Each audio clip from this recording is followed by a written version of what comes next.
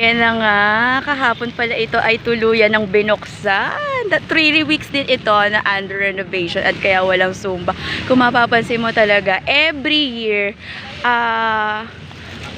pera lang ng pandemic ay they have yearly theme ng Christmas decoration. So, ito naman po ay simbolismo na nalalapit na po ang araw ng Kapaskuhan. At alam naman po natin, indikasyon po na ang pera ng bayan ay may pinupuntahan kapag po makakakita po tayo ng mga ganitong klaseng development sa ating kapaligiran. Kung napapansin mo, sinuri ko po ay talaga namang very aning materials nila for this year, no? Ang ganda, parang sa kalayuan makikita mo talaga na parang made of grass po siya.